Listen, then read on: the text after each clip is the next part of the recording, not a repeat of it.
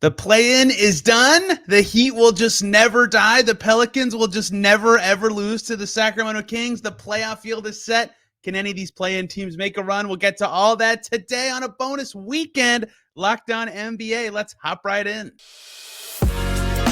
You are Locked On NBA, your daily NBA podcast. Part of the Locked On Podcast Network, your team every day. What up, y'all? It's late on a Friday. Happy Saturday. The playoffs are here. The play-in is done. And boy, do we have a lot to get to on today's Locked On NBA. I'm Tony East. I host Locked On Pacers. With me, our second time in under 2 weeks, your new dynamic duo, the fill-ins, the sixth and seventh men. It's Swipa from Locked On Nuggets. What'd you think of these games? Good? Bad? The scores were good? Where is Jimmy Butler? That is the only thing that I'm thinking about right now. Man, we had a disaster class from Tyler Hero last game versus the 76ers, and he basically puts up almost a 24-point triple-double in the last. And again, we're back at it. 2 years in a row, it looks like the Heat are about to be on the brink of destruction, and now they might be maybe the little engine that could take down the Boston Celtics with no Jimmy Butler. And it's so funny. It's like any other team, you're like, oh, they lost their best player. Surely this is going to hamper them. It's like the opposite with the Miami Heat. It's like they're like Goku in Dragon Ball Z. The more he loses, the more trials he has to go through, the stronger he gets. It's just something about Spo and the Heat culture. They're like, the more competition and the less we have for the fight, the better we are. And today, man, just first off, Jaime Jaquez Jr., 21, 6, and 6 for him. A rookie in a play-in game, just playing out of his mind. Tyler Hero had a good game. Bam Adebayo defensively, only 5 of 8 shots today, but 13, 4, and 4. Had 2 blocks with the +9. Jovic played good today. Caleb Martin, not a great game, but look, Caleb Martin, for whatever reason, likes playing versus the Boston Celtics, so we'll see if he's able to do something come next round. But it was just a good overall game, man. And you Haywood Highsmith off the bench, DeLon Wright. Again, the Heat have guys. That's the thing. That's what makes them good. They got the best coach in the league, arguably. They got a bunch of dudes that know their role. They got a sweltering defense, and they're going to zone you up. And if they do switch in man-to-man, Bam Adebayo better at it than any big in the league. So, Tony, man, I'm not saying they're going to make some noise, but after this performance today, I'm not going to be surprised if they make a little noise versus the Boston Celtics. Is this going to be like the Orlando Magic winning a game over the reigning champion Raptors? Where I'm like, and then nothing. We'll see. You nailed kind of what made this the Heat to me. No Jimmy, and so they have to just figure out like what role player here and role player there is going to make them win this game. And naturally, you think they were like slightly favored, I think, but naturally you think, oh, Bam's going to be the guy that if they win, he looks amazing. And the best stretch of the Heat game, Bam wasn't on the floor. The third quarter, I think the Bulls got it to 7 or 5. Like they're finally cutting it close. And then this lineup with Kevin Love at center was just unbelievable. For like 5 minutes, they get it up to almost 20, and it was never even close again in the game. And that stretch just defined the Heat to me, that without their star, with Kevin Love and DeLon Wright and a rookie, they're just steamrolling a team that's desperately trying to make the playoffs. Like that's what the Heat do. They just throw new lineups at you. They threw new wrinkles at you. They had a zone that crushed the Sixers in the second quarter. They had the funky lineups tonight. They just figure out a way to get it done. And that lineup was so emblematic of Spo to me. And why, I don't want to get too ahead of our skis talking Heat Celtics yet. We'll get to that in the third segment. But that's why no team wants to play them. Even without Jimmy, no one's going to pick the Heat with Jimmy out. But even without him, they just find a way to be tricky all the time. And that's how their puncher's chance is their game plan. Yes. So yes, that's the hard part about playing versus the Heat. Well, let me ask you this. So the Bulls, this is 3 of the 4 years since Karnisovas has taken over, and they have not made the playoffs. Now, again, I want to be fair to here. The Lonzo Ball thing, no injuries, Zach LaVine injuries. If they didn't have those injuries, then they would obviously be in a different place. But, Tony, that's what it is. They have injuries. They're missing their second best player or first best player, depending on who you are. And they're missing one of the best combo guards in the NBA. Do you think that if they can get assets for all their players this offseason, do you think this should be the offseason given where we are? Again, it's not like the East was loaded at the bottom. It wasn't. Yep. They had plenty of opportunity with no Jimmy Butler, too. Do you think that this should be it. Like this is the fourth year now. We're missing the playoffs again, and it really was no excuse this time. Yeah, so I mean, I would even drag the Bulls back farther than you did, right? Like Tibbs had that last season where they won the first round, where they won 50 games. Since then, here are their win totals since 2015-16. 42, 41, 27, 22, 22, 31, 46. Made the playoffs, but Lonzo got hurt that year. 40, 39. So their highest is 46, and they have multiple seasons below 30. Like, that's just depressing. And like, that's why everybody makes fun of them for their goal being to just like get to the playoffs. That's it. And it's like there's no organizing principle to clearly shoot you upward to more than that, right? Even with Hoiberg and Jim Boylan and Billy Donovan, same thing. Even with different eras of teams, the Jimmy team, the Markkanen, whatever the heck you want to call that transition era, this team, it's gross, and it hasn't been good. And so, yeah, I mean, I think people thought they should dip out of their current era this year during February, and they didn't do that because they thought this group could do something, and instead they won one less game than last year, and they had the exact same result, getting their, I guess last year they were winning late in the game, but losing to the Miami Heat in Miami in the 9-8 game, and it's over. They probably should have pivoted earlier, and now all the signs are there that they absolutely need to. It's just really hard. Like, DeRozan's a free agent, right? And Levine's trade value is nothing, and Vucevic's trade value is nothing. It's a really tough spot for them, and especially when they don't even have a chance against the 8th best team without Jimmy Butler. Like, they're really far away from anything. Yeah, and then it's just it all kind of collapsed on itself. Lonzo's injury, but the Vooch trade, Wendell Carter Jr. and Wendell ended up being, I mean, arguably more important center. Yeah, like more important like role player on a playoff team just because of defensive versatility, a little bit of a pop shot and some passing chops, and they gave a first-round pick for it as well. So. Yeah, it's again, Bulls fans deserve better. They legitimately have not been good, except for a couple years with Derrick Rose, and then Derrick Rose goes down with one of the most brutal injuries we've seen from an MVP player at 23 years old. So they just haven't had a run of success, and they deserve better. You know, I think that like it's time to just go ahead. They've been holding on to Caruso, for instance. They could have gotten mad. Ben got some assets for Alex Caruso. Every team wants him, but they're just stuck in their ways of like, no, we just believe in what we're building. And I don't know, man, like unless AK gets out of there, you know, I don't know what they're going to do. They're going to try to hold on to this pipe dream. But again, today was just like an embarrassment, I think, on many levels, given that this is your time. And they had one of the best clutch teams in the league too this year, but they couldn't even get it to the clutch because they were blown out by 20 points. It's just, you know, it doesn't make any sense to me. The defense was bad. They weren't connected. The offense was shoddy. It's just a mess. Yeah, DeMar was like fine. I'd say he was like fine, right? But Caruso 2 for 8, and he was banged up. But like, if he's playing, you need him to be better than that.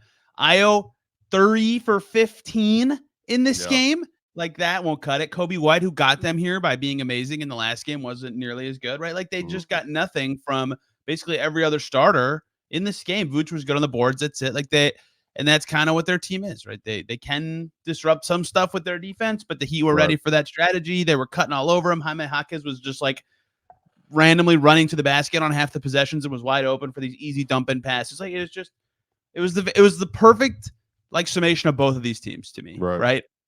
And that's what made it the perfect play-in game. And I don't know what either of these teams really do now. I mean, the Heat have to try to win, but yeah, the Bulls just and here's the other thing about the Bulls. Even if they trade, like, let's say they don't trade DeRozan because they want to re-sign him, right? Even if they traded Caruso and Drummond, they probably still would have made the play-in, right? Like the 11th team wasn't even close. So it's just a depressing. Do you think that as a representative of an Eastern Conference team, do you feel like the East is mid?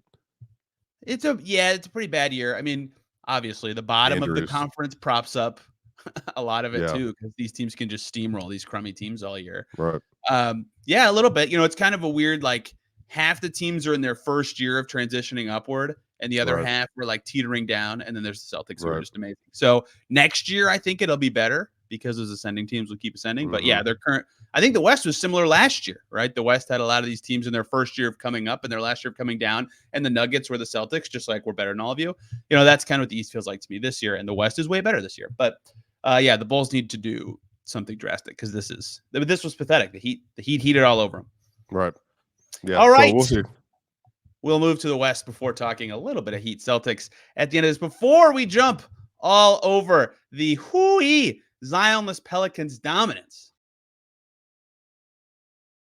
we got to tell you guys about Nissan. Are you the kind of driver that likes to push things a little further? Ever wonder what adventure could be around the next corner? Well, our friends at Nissan have a lineup of SUVs with the capabilities to take your adventure to the next level, like the 2024 Nissan Rogue. It's perfect for city drives and great escapes. Class exclusive Google built-ins is your always updating assistant to call on for almost anything. Gone are the days of connecting your phone.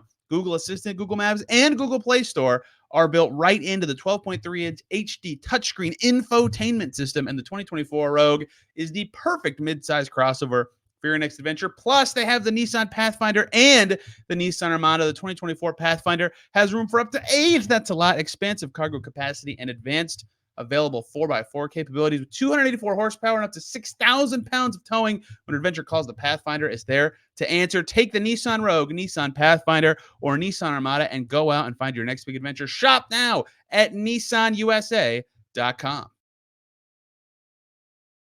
Back here on Locked On NBA, thanks for rocking with us on the weekend and making us your first listen today and every day. If you're watching Fox Sports or ESPN on your TV all day and you got to turn down the volume thanks to all the shouting, we'll switch to Locked On Sports Today, a free 24/7 streaming channel programmed for you every single day to bring you the biggest stories without all the screaming. Locked On Sports Today brings you the can't-miss analysis, opinions, and news streaming 24/7 on YouTube or the free Amazon Fire TV channels app, part of the Locked On Podcast Network, your team every day. Swipa. I'm not going to lie. I did not think the Pelicans were going to do this. When they didn't have Zion, was in that boat. Yeah. When they didn't have Zion and the way that they were like not uncompetitive, but when Zion got out, they had no chance for those last 3 minutes against the Lakers. I thought, man, this is going to be tough. But they just have the juju over the Kings. 6-0 against Sacramento this season were the New Orleans Pelicans. And even at times when this game felt teetery, the Kings up late in the first quarter, winning early in the second. Pelicans rolled the rest of the way, And I think it is fair and just that the 49-win team makes the playoffs, even though I did not think they would. Impressive win for them without Zion to me. I think that's where this starts. Yeah, shout out to them. Obviously, recognize that the Kings did not have Malik Monk and Kevin Huerter, or as known in Atlanta, Kayvon Huerter. That it's just one of those situations where Malik Monk is such an important player for them because he offers so much shot making and rim pressure for them, and they just lack that. Keon Ellis is a good defender. He's played well and really commendable for what he's been able to do to close the year out. But he's just not an offensive player. Like 0-5 from the field, minus 20. Defense wasn't good enough today. But Trey Murphy, shout out to him. 16, 8, and 6 for Trey Murphy getting the start. Brandon Ingram, 50% from the field, 24, 6, and 6. And then Jonas Valanciunas, 19, 12, and 3 on 8 of 16 today. And again, this is a man that's been getting subbed out for defense and mobile defense for Larry Nance Jr., and he was able to have a pretty good game today. And then Herb Jones, one of the best defenders in the league, played well. But the thing about the Pels, man, their bench is insane. Like Jose Alvarado might not have crazy box score numbers like your Lou Will, Jamal Crawford, or Montrezl Harrell and all that. But his impact is incredible. He was awesome. He is so feisty. He's so fast. He plays so aggressive, and he's very intelligent. Just one of the steals of the draft, man. Like 24 minutes, 10 points, 5 rebounds, and 2 assists. You're like, oh, that's not bad. That's pretty good for a backup player. That's a great night. A plus 11 off the bench for a dude that like even in the Laker game was making plays, and then now obviously get Najee Marshall with 11, 6, and 2 off the bench. My favorite bench player in this game. He was awesome. Yeah, he was great. Really good game for Najee Marshall. And then obviously Larry Nance. But again, if your bench is a plus 11, plus 17, and a plus 11 in an 8-man rotation, you're more than likely going to win that game. So just really shout out to the Pelicans for being able to overcome the Zion injury, man. And look, I'm of the mindset, Tony, that if Zion doesn't have that knee injury, they're already in the playoffs. And they're playing versus Denver in the 7th seed. So for them to be able to pull it out still and then give themselves a fighting chance versus the OKC Thunder, we'll see. I agree. I was so bummed when Zion got hurt. I hope he can return in the series. We can actually play in a freaking playoff game, even if they lose. Just play it a game. So the stars define the story of this game to me, which is usually how important games go. But when the Kings were just crushing early, I don't remember how high their lead got. It was close to 10 in the first half. I put in my notes, the Kings stars have been amazing. Sabonis' stat line is insane. He had 23, 14, 7, and 3 steals. His defense was really good in the first half. Fox was rolling. Fox's jumper escaped him. He went 4 for 16 from 3, and he stopped looking like he was still amazing. I'm not trying to say De'Aaron Fox wasn't amazing in this game, but when he stopped being the best player in the game and Brandon Ingram started to catch up to those two, that's when the Pelicans started to look better. Ingram had like the dagger hellacious shot late in this game over Keon Ellis, where he was just like, yeah, I'm taller than you. I'm going to hit this shot. But he had to be that guy. Like, obviously, the game he just played against Lakers was his second game back from injury. In fact, both games from the Lakers were his first 2 games back from that injury. But without Zion, he had to be awesome, right? They needed someone to be a star, and he was. He hit huge shots all night. His defense was good enough, and he led them in assists. I don't think of Brandon Ingram that way, and they're not like an awesome passing or ball handling team, but he actually had good plays handling the ball, setting up his teammates. +1, I mean, they needed him to be great, and he was. And so, I don't even think like I would say the Kings stars fell off, but it felt like they were more impactful early than they were late in the game, and that's how the Pelicans were able to catch up. Well, the momentum just shifted, I think, because they started missing some shots. The 3-point shots fell apart, and then literally the Pelicans started just steamrolling, getting to the rim, hitting shots, transition, and then next thing you know, the game got out of reach. So just a really great game, and this was a Bingram game. Like, I don't, when Bingram plays well, he gets his nickname called out. So 24-6 to 6 man. He has all the tools to be he was already an all-star, but to be a consistent all-star wing. He's a good ball handler, should be a good playmaker, should be a good pull-up shooter. He should be a pretty good defender too for smaller wings and guards. So man, he just, took care of business today. And especially given the fact that he didn't even close out or play much in the fourth quarter at all last game. This was a huge response by him. And again, I really want the Pelicans to do well, man. Like there's nothing to dislike about the Pelicans. They have drafted their talent. They had the AD trade. Zion's there. Brandon has been trying to develop his game. TJ McCollum is one of the best people off the court in the NBA. And then Jonas Valanciunas is your everyday blue collar, put your hard hat on center with a little bit of a jumper.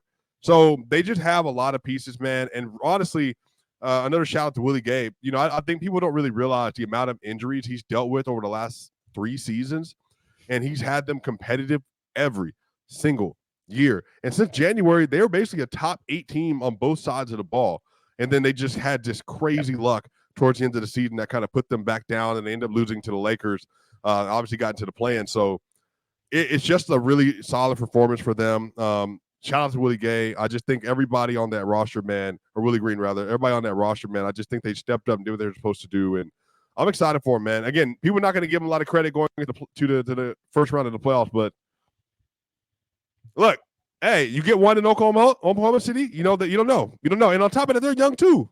They're both going to be young teams, but Shai Gilgeous is going to be the dog in the series. Like, he's obviously the MVP level player, but I'm excited to see it nonetheless, and obviously hope Zion gets back.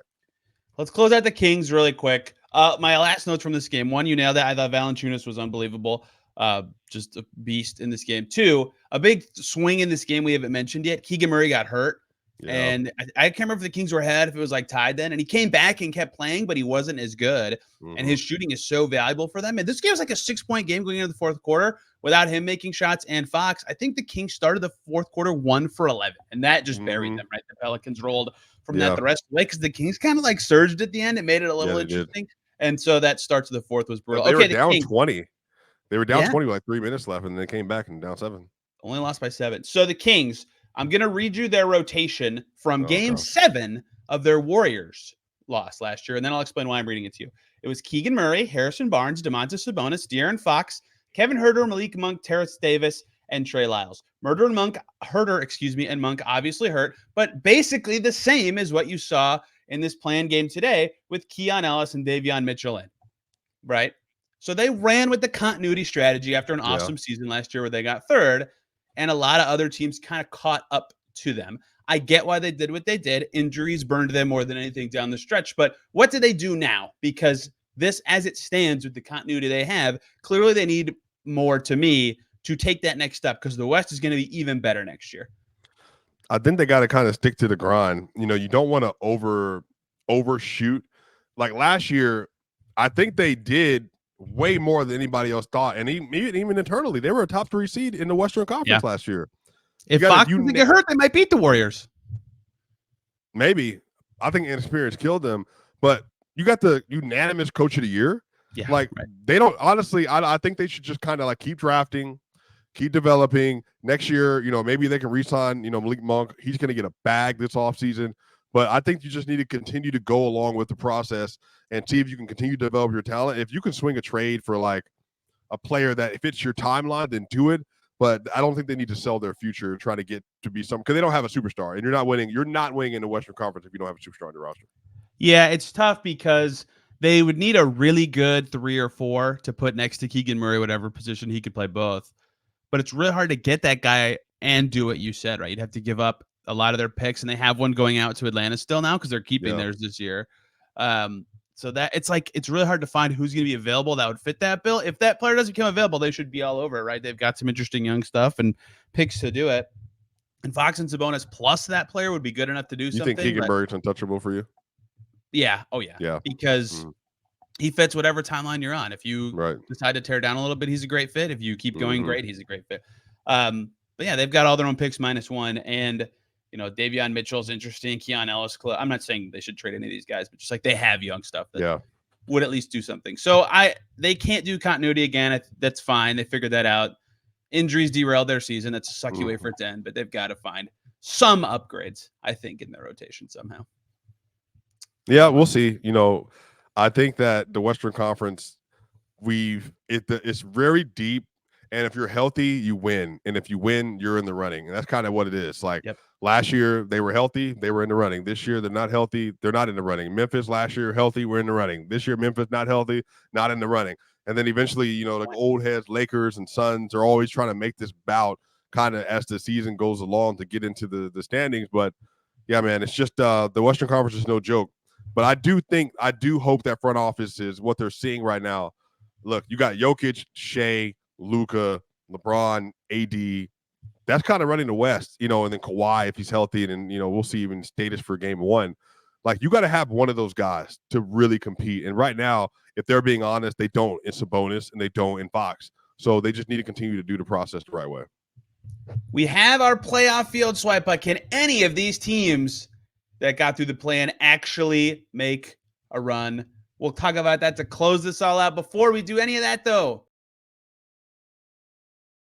let's tell everybody about LinkedIn Jobs. When you're hiring for your small business, you want to find quality professionals that are right for the role. That's why you have to check out LinkedIn Jobs, which has the tools to help find the right professionals for your team faster and for free. LinkedIn isn't just a job board. It helps you hire professionals you can't find anywhere else. Even those who aren't actively searching for a new job will not be open to the perfect role in a given month. Over 70% of LinkedIn users don't visit other leading job sites. So if you're not looking on LinkedIn, you're looking in the wrong place. On LinkedIn, 86% of small businesses get a qualified candidate within 24 hours.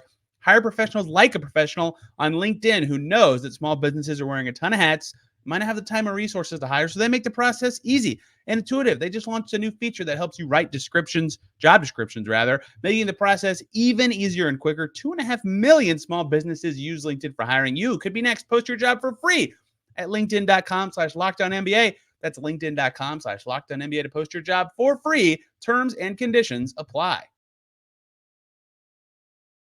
Back here on Locked On NBA. Thanks for making us your first listen today and every single day. Hey, Locked On has launched the first ever national sports 24/7 streaming channel on YouTube and on Amazon Fire TV in the free Fire TV channels app. Locked On Sports Today here for you 24/7, covering the top sports stories of the day with local experts of Locked On, plus our national shows covering every league. Find Locked On Sports Today, now available on the free Fire TV channels app. Last year, Western Conference Finals had a play-in team. Eastern Conference Finals, heck, the NBA Finals had a play-in team. Certainly changed the dynamics of what people think of the play-in. As you know, the Nuggets beat them both, and you cover that team. Look, this year it's very obvious, I think, who the most likely play-in team to win a round or win something could be. That's not who I would say, but I've never counted them out. I would like you to rank the 4 teams, the Lakers, the 76ers, the Heat, and the Pelicans, from most likely to, let's just say, reach the conference finals to least likely. Based on talent or based on matchup? Oh, the whole playoffs. You got to consider the bracket. Oh, man, that's tough. The Lakers should be at the top, but they're not going to be at the top. That's interesting. See, I don't think the Lakers should be at the top. I don't think it should be Philly. I do. You go first, though. I asked you the question. I'm going to say it should be based on all of the above information, I guess Philly, but that's like by default. And then it's going to probably be the Pelicans, and then it's going to be the Lakers, and then probably the Heat because there's just no Jimmy. So that's probably about how I would rank it, just based on where things currently stand. Okay, so I'm picking Philly first because there's so many health questions with this, right? The Lakers are healthy. Embiid, I guess healthy, but like wasn't not healthy. Yeah, someone's lying. Lakers are healthy. Zion's out. Jimmy's out. So if that all matters a lot, then I guess the Lakers would be first. To me, though, Philly, look, 32-8 when Embiid played this season. Oh, here we go. Is bananas. I think he can kick Isaiah Hartenstein's butt a little bit, even though Jalen Brunson is probably going to be the best player in the series, given Embiid's health right now. If Embiid was healthy, obviously, it'd be Joel Embiid. So I think they have the best chance, right? Especially with Giannis's health in question, too, for the second round. I can't pick the Heat without Jimmy. I don't know enough about Zion, and I don't think anyone has a chance against the Nuggets in the West. So I think by default, I'm picking Philly, especially because their peak is clearly the highest of these teams. But if Embiid's not the best player in that series, their chances aren't super high. It's hard. It's really hard because health is such a factor for all of them. Well, I think the thing is going to be interesting is how Isaiah Hartenstein, Mitchell Robinson, and OG Anunoby, can they muck up the game enough for Embiid to throw him off? Hartenstein was so good this year. He was so good. Right. They have 3 players that can all do it. And Josh Hart, that's a 4th one. They have 4 players that can get really handsy. And that Dante DiVincenzo, they have some players that can get really handsy with Joel Embiid when he gets the ball in that pocket, strip, hands, get high, show on every jump shot, and make it as difficult as possible. And they're also going to be very physical. The Knicks are going to foul so much that they're just not going to blow the whistle every single play for the entirety of the game. That's just the way they play. But, we'll see. They got McBride coming off the bench. Boyan's not going to play a lot. Jalen Brunson's probably going to play 41 minutes a game in that series. More. Right. More. But we'll see, man. I just, again, if Julius was there, and I don't even think Julius per se because of his game, like he's not a good playoff performer throughout his career, but having another physical big body that could be another scorer, I think would be beneficial. So that's the thing I think they will struggle with the most, just not having like a bona fide secondary option that's going to score consistently, unless Dante DiVincenzo is just going to take, 15 threes a game, and that way he can get up to 19 points or something like that. Well, that's my real question. Who could be the second leading scorer for the Bulls or for the Knicks? I guess I'd have to pick DiVincenzo, but I don't know if I love that. It's tough. Well, in their Heat series last year, that was their big problem. Like Brunson was awesome, and nobody was. And Randall was playing, and nobody was at that level, and he was so good. So to keep going on the question itself, if I'm going out of the premise of conference finals, I'm putting the Pelicans last of the play-in teams, both because I think it's going to be tough for them to beat the Thunder, and because if they win somehow, then they have to play the Clippers or the Mavs, who I also think are really good. They've been putting it on the Clippers, though. They have. That's true. That's true. They are very unique in that some matchups, the Pelicans, just like with the Kings, they just own it, right? That's just what they are. So that is a good point, but those are both the Mavs are the tough ones. The Mavs are the tough ones for sure. No one matches up. No one matches up well with the Mavs. Like a lot of teams can beat the Mavs, but no one's like, oh yes, we got this. So I think if I had to rank them 1 through 4, I would go Philly 1, Lakers 2, but that's because Jimmy's out. Heat 3, Pelicans 4. I think. Yeah, it's probably by default. I mean, I don't have any issue with it. It's just LeBron and AD would be the obvious candidate. They're also playing versus their nemesis. Like, yeah, they're playing the best team in the NBA. Right. So I think some of this is like they just, I don't know, man. The playoffs are weird right now, and I'm really curious to see how the matchups are going to go. I'm hoping they're more competitive than it feels like it's going to be, but it feels like that first round might not be super competitive. I don't know if I'm going to pick any sweep this year, and I love that about the first round. And I think that what would you pick? I mean, it's hard for me because there's stakes in every series, and I think outside of Pelicans Thunder, and that's just because the Thunder are inexperienced, like there's pressure or stakes for one or both teams in like every series. So it's gonna, even outside of the plan, it's gonna be nuts. Yeah, it's gonna be fun. I'll say that. I can see a couple sweeps, but I'm not gonna predict any outright. I am definitely. The one I want to predict the most is against the Heat. And I never want to, after last year, I can't do that ever again. So we will see. The play-in's done. It's Saturday. It's the playoffs. Cue the Pitbull song or remix or whatever. Man, I usually hate corny stuff like that, but that one just hits. It just hits. It's the best time of year. I can't wait. And we'll have coverage for you here on Locked On NBA as well as on both of our shows because teams we cover are in the field. Locked On Nuggets, Locked On Pacers for more on those teams. I believe they both play Sunday, though.